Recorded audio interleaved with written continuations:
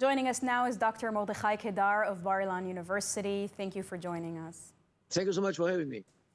With the Syrian regime's collapse and the growing instability in the region, do you believe this might be the right moment for Israel to consider a preemptive strike on Iran's nuclear facilities?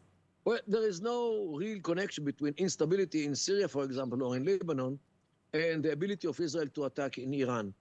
Lebanon, Syria, Iraq, Iran are in most cases without any air defense. And this is the most important point, not the instability. The fall of the Syrian regime, could this create opportunities or risks for Israeli military actions? First of all, this is an opportunity to the Syrians to maybe divide the country into homogeneous parts, like Alawi country in the west, Kurdish country in the east, Druze country in the south, and let everyone enjoy his own life without the oppression of the central regime as it was in Syria, and might be if Syria remains in one piece.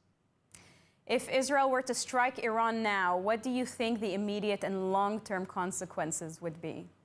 Well, the consequence will be that Iran will be more weakened, and once the regime in Iran is viewed as weakened, maybe this will be the time for the masses to stream to the street in order to kick it out. And an airstrike on the regime's facilities might definitely push it to the abyss. Do you believe there are still viable diplomatic options to curb Iran's nuclear ambitions, or we're at an end when it comes to diplomacy? There was never such an option, and of course there is not such an option now. They always conned the world, they cheated. There was never any diplomatic way how to prevent them.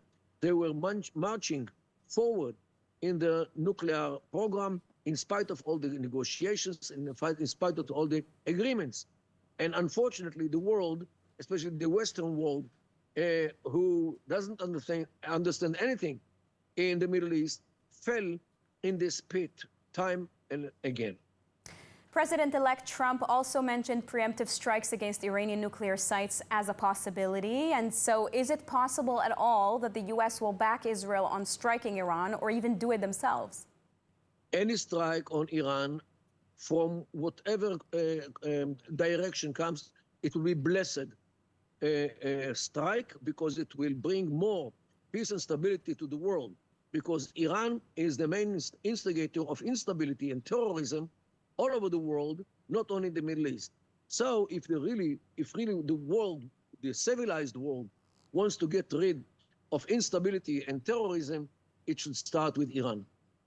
And so in your opinion, if, say, Israel were to strike Iran tomorrow, would the U.S. back Israel in this move? After January 20th, I think that the White House will be much more friendly with Israel, especially on this question. Dr. Mordechai Kedar, thank you so much for joining us today. Thank you so much for having me.